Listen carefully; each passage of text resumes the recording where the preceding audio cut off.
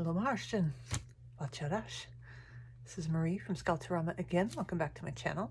So on the heels of doing one of the alpha stamps kits in the last case, we are going to do another one because I'm just in the mood to do them.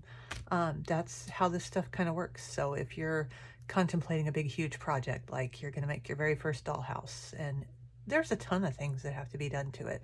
You have to do wallpaper and flooring and all the stuff and all the little accessories and whatever. And it can be very overwhelming. So probably the best way to do it is the most obvious, which is just do what you feel like doing, right? So even though I still need to finish papering the secret tower room so I can finish it, I need to do the flooring in the attic so I can do the wall treatment in the attic, I need to do the tower room. I don't feel like doing those right now, right? We've seen enough of me building dollhouses lately, so I'm gonna do this instead. And again, these, as I mentioned last time, are from alphastamps.com. They have some really cute stuff, and they are going to go on hiatus for a little bit because they're moving. And I know once this video airs, they will already be on hiatus because today was the last day to order something before they do. And so, did I order something? Damn right I did. So what I ordered was something that I want to make for the house to go in the regular attic part, which is a steamer trunk, because they're oodles of fun. You can do all the different fishes on the steamer trunk, plus you can make all the weird stuff to go in it. So that's coming up eventually, along with everything else. So the one we're going to do today, I think, is going to be this Overmantle and Fireplace, which are these two pieces here, and then these two side bookcases here.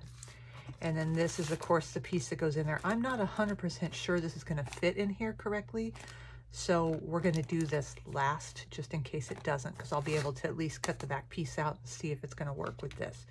It should. I seem to remember her doing it in her project.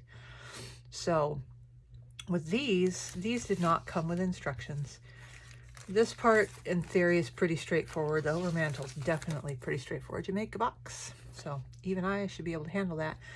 The key is, without the instructions, you can always watch her video. So it's Laura Carson.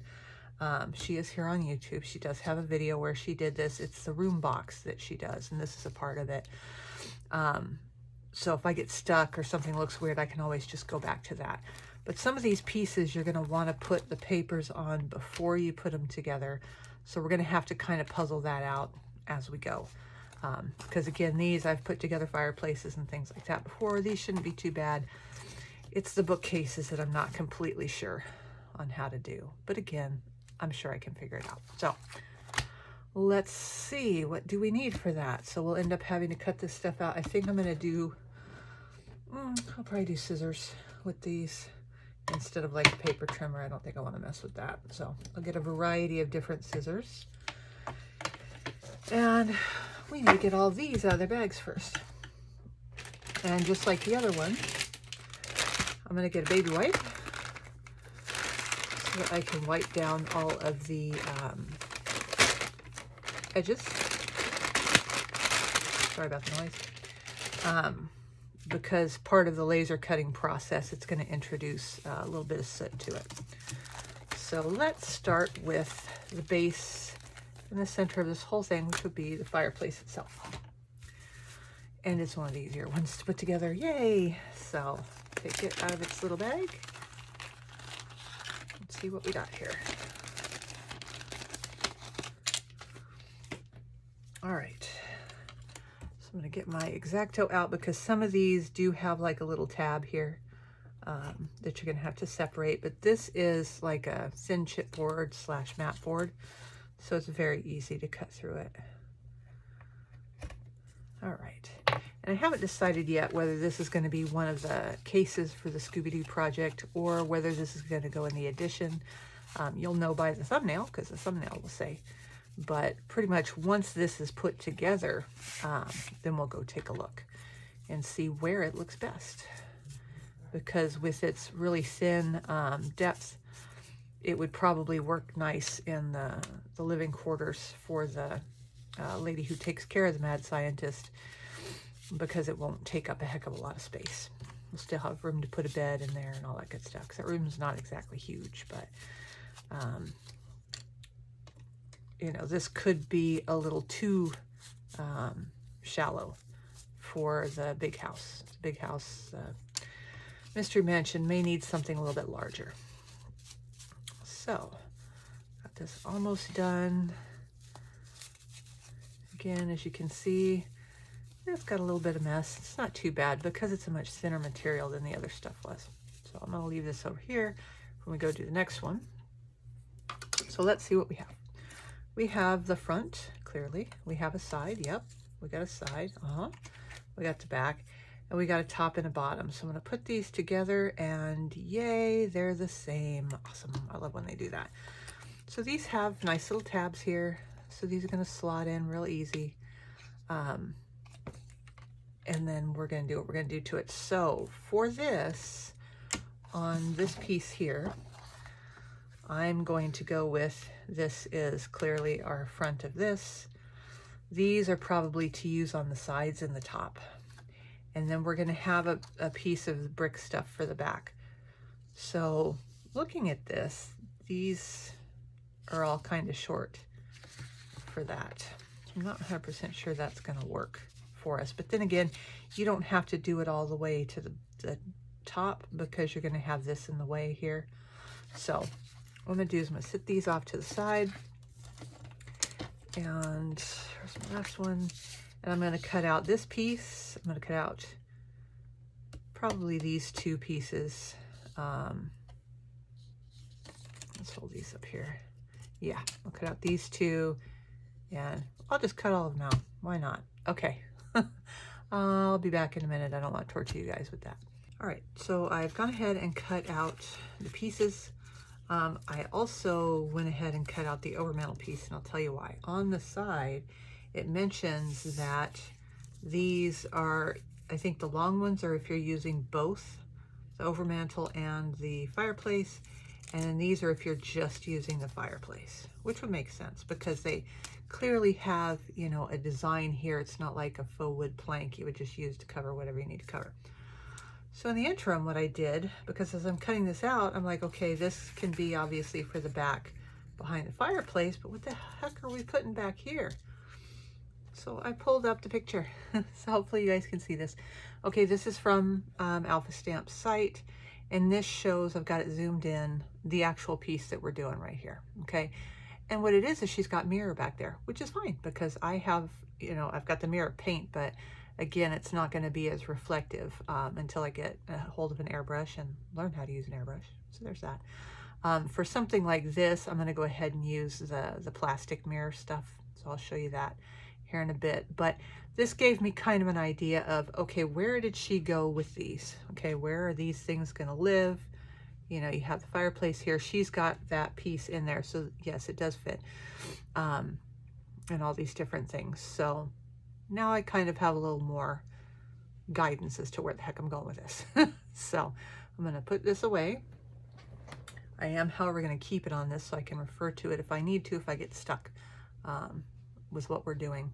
Because there are some pieces there I was like, the heck is this? So anyways, let me put this away real quick. All right, so since that's the case, and we're going to have to apply this, you know, to both of those, we can take the sides and we can put them aside. Haha, see what I did there? For now. And we will concern ourselves with the fireplace first. Because we can still do these in two separate parts. Because again, it's easier to put the stuff on here before you put the other pieces on.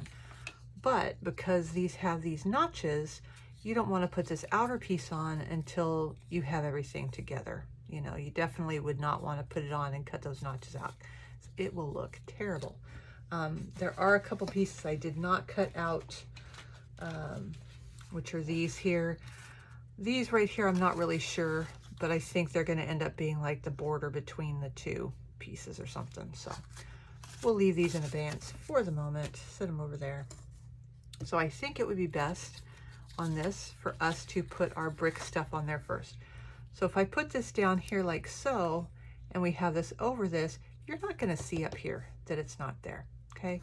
But we should probably like maybe paint it black on the inside, just in case you do the back of these, maybe the inside of these. So if somebody does kind of peer around or it's at an angle it's not going to look too weird for you. Okay, so let me go grab my black gesso. All right, so I've got this here. And this is Art Basics Heavy Gesso Black. It's the Finnabair stuff. Love it. I'm going to try to do as little painting as possible on this particular project because A, I've been painting a lot of stuff, but you know, B, I want to use these things like we're supposed to use them. So all I'm going to do here is I'm going to paint this. Get that out of the way. I'm going to paint this black on the inside. So I'm just going to do like the top because I'm putting that brick on it, so I don't need to do all of it. I can get away with just doing a little bit. I'm going to do, say, this top part here on this one. I'm not going to worry about the edges. And let's see, this is a side, this is a side. And since they're symmetrical, it doesn't really matter which side we paint. I'm just going to do one side of it. I really don't need to get the tabs, but you know, oops. Look at these painted up here. I'm going to do the same to the overmantle pieces as well. So we'll just kind of start sitting these off to the side. I'm going to do the inside of this. Again, it's symmetrical, so it doesn't matter which side I use.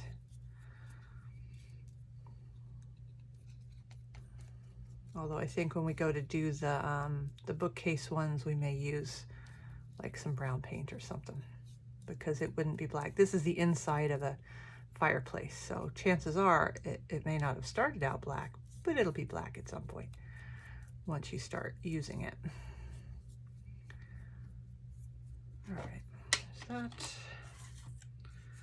Same with this, because I don't know which one will end up being the top, which one will end up being the bottom. And if we want, you know, we can always take a piece of wood and make a mantle piece that sticks out and then put the overmantle on top of it. I think that could be an option. So, two more. And then we'll have to make some fun decorative things to put on there as well.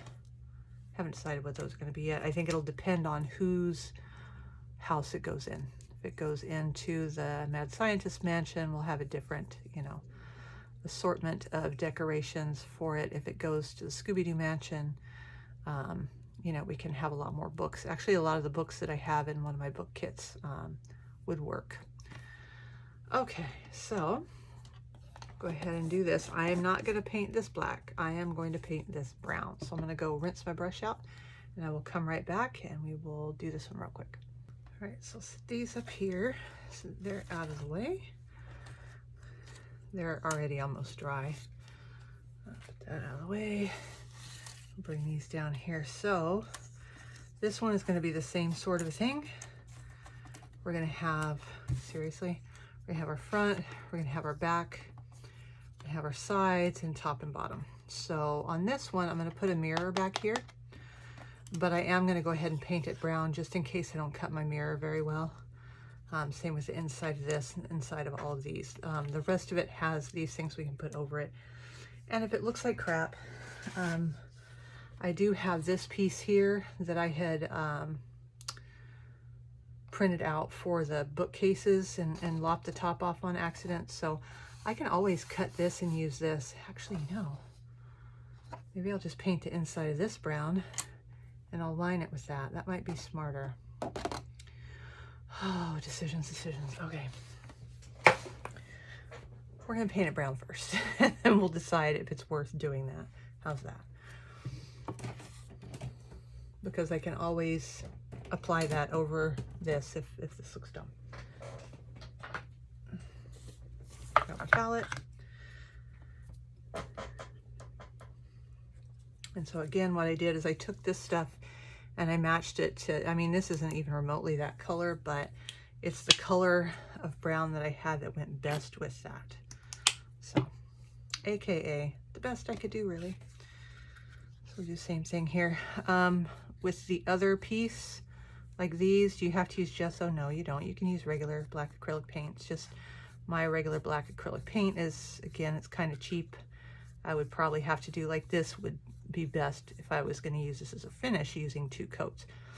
But it's just kind of a camouflage, so I'm not worried about it. But the black that I have to get that color would take 2 coats for sure.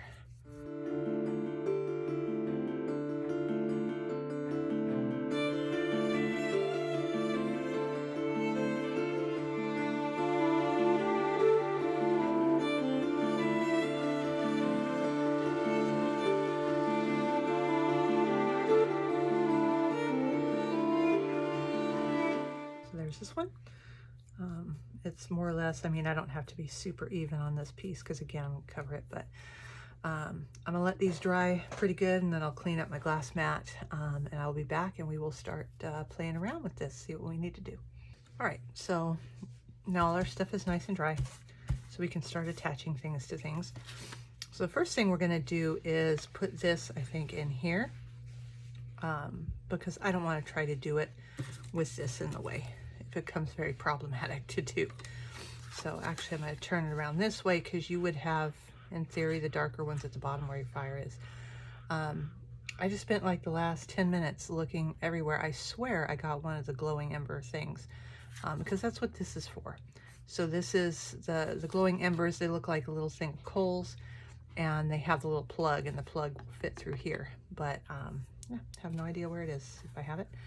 So with this, since I've got these tabs, that means I'm going to have these pieces slotting into these tabs here, okay? So I don't want this paper to go all the way to the end because then it's gonna start getting in the way of it and all that. So what I'm gonna do is I'm gonna turn this over and I'm gonna put it here. Let me get hopefully this won't be too much, but hopefully you can see it that way. So I'm gonna have this here like so. And I want to line this up to the inside edge of that notch. And I want to line the bottom up to the inside edge, right? I'm actually going to pull it up a little bit just so I can do a pencil line on here. Okay, so I've got it right at the edge of that notch, right at the edge of that notch, so I can see where I'm going to want to trim it off. So I'm going to want to trim it off right at the inside of that notch. Yeah. Hopefully that made sense. So for that, as per usual, since I want to do a straight line, I'm going to use the guillotine trimmer. And I'm going to line it up in here. I'm going to line it up on my pencil mark. And I'm going to just slice that down. And let's measure it again. So when I put it in here, this should fit nicely now between these notches so that I don't have to trim anything. And it does. So even though it's going to be on the inside, nobody's going to see it, I do want to color my edges because on the off chance that somehow somebody does, I don't want that white paper core. Okay, so I'm just going to go along it with my Copic marker and do the edges here. Voila. Okay.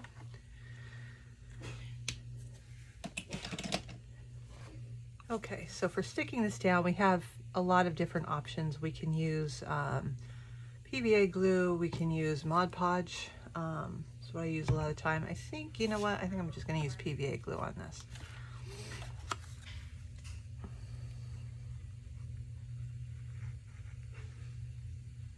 Just because it's a lot less messy. I don't have to clean out / potentially destroy one of my brushes if I use PVA glue. Okay, I'm going to go ahead and put glue everywhere, even though it's going to cover up that hole. We'll cut that out in a minute. I want to try to guess where that is, right? Okay, so this was the top of it. This is the bottom because you've got the hole for the plug to go through if you're using the glowing embers piece. I'm just going to put it down. This is the only piece I really need to do before we put it together. Okay, I'm gonna flip it over, make sure I don't have paper overhanging, and I don't. I'll let this set up for a second. I usually give it a second before I cut the stuff out to make sure my glue's had a chance to grab and isn't saturating the paper next to it because I don't want it to tear. But that should be good because there's only a little bit going over it. Okay, so X-Acto, When you're doing squares like this, just start at the top and come down until you feel it go all the way through. Don't try to get to that other corner yet. It's best to flip it around and start from that corner and go. You're never going to get it quite right. Same with this part.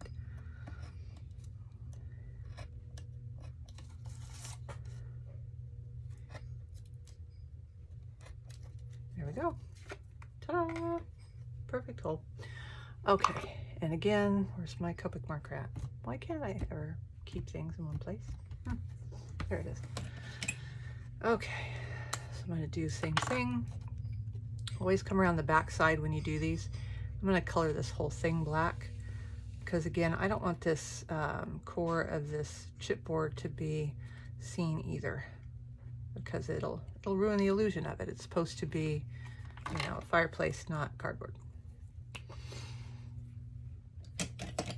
Okay, so now that we got that, with this one, let's test fit our sides first.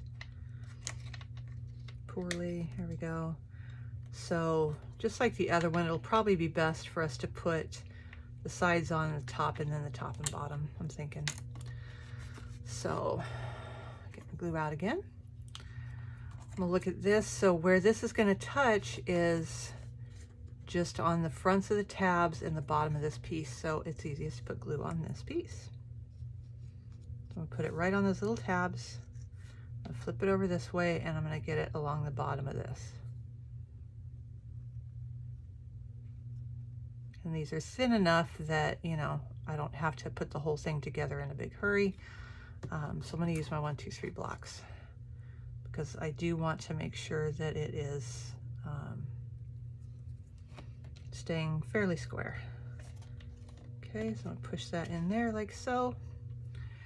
Take the 1, 2, 3 block. So put one here. I'll put one up here. And then I can take like the jewelry block and put it in here. This will also ensure that my brick stuff is drying nice and flat. Okay, put this here. I'm gonna leave this for about, maybe 5 minutes or so, and I'll be right back to you. So that's holding all right where it's supposed to be. So we'll go ahead and put the other one in, because just like the other stuff, once we put these in and then we put the front in, you know, it'll hold it a lot more square. So just like that one, I'm gonna put glue on this tab surface,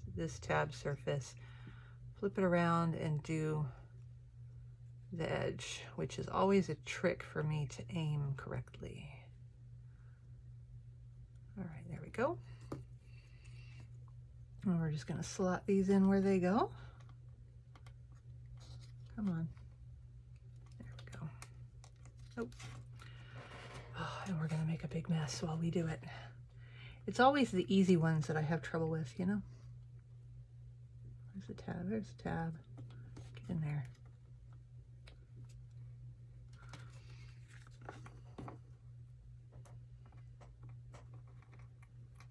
Okay. In theory, that'll work. And in theory, that'll stay. God knows. All right. It's okay. We're going to have paper on it.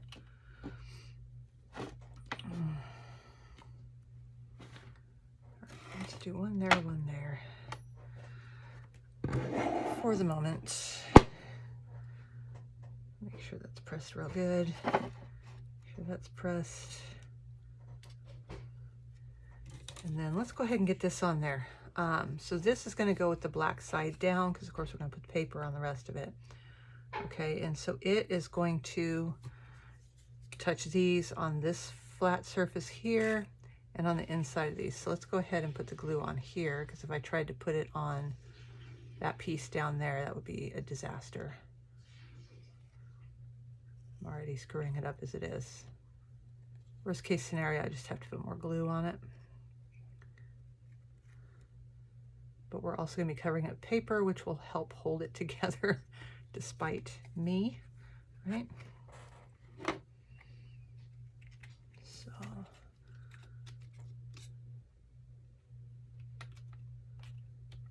goes in there. Well, of course this had to fall again, really? You know what?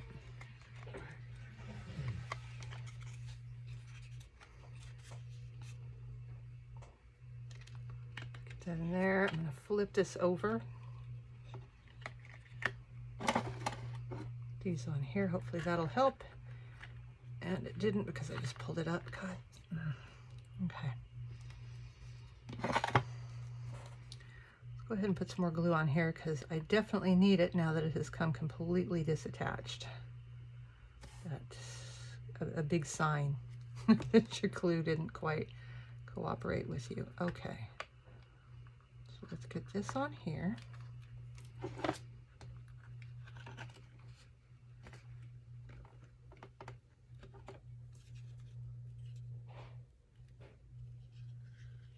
All right, there we go. And it looks like all the surfaces that are supposed to be together are together. So good for that. And I'm going to put these here like so to keep it together, and I'm going to walk away from this for about 15-20 minutes because I want this to be holding really good before I try to put the top and the bottom on, because otherwise you go to do it and it goes flop. So see you guys back in a bit. All right, so that should have been sufficient time to dry because I did not want to pick this up and have it fall apart in my hands. So now we're going to put the top and the bottom on. So we're going to put the black to the inside. Oops. Which way are we going? Oh, that's that way, this one. Okay, so we're going to put this on here like so. I'm going to dry fit it first, and it goes kind of inside this stuff. So I'm going to go ahead and find my glue. Come on. I'm going to go ahead and put glue just on the inside rim of this, all the way around, and on these notch areas also at the top.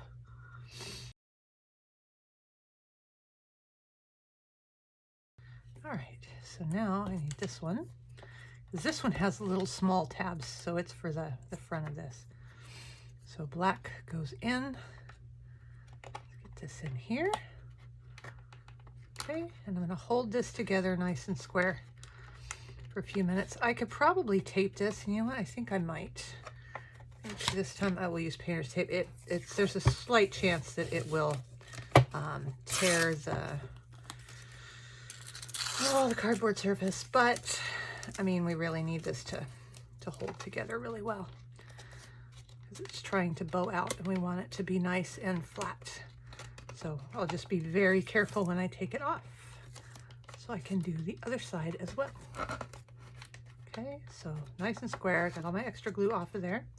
There's going to be some on the inside. I don't really care. It's way up there. You're not going to see it. Okay, so now this one has the 2 small tabs and the 2 big tabs, so it's going to go like so. Same sort of deal. It's going to fit in the same way, so I'm going to put glue on the inside of these and the tops of these tabs. And this chipboard that this is made out of is very thin, so it's kind of hard to aim the glue, but I will get it, maybe.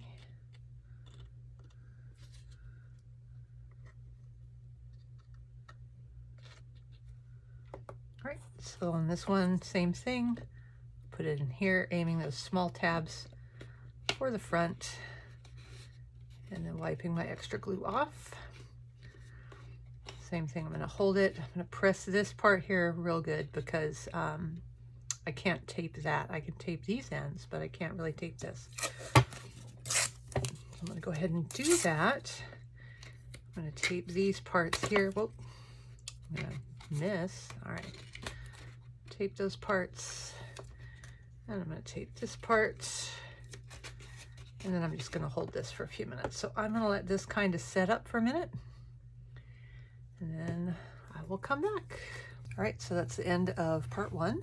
And as I'm sure you've figured out, of course, I add these in after I've edited everything. So I know there's going to be 6 episodes. So now you know.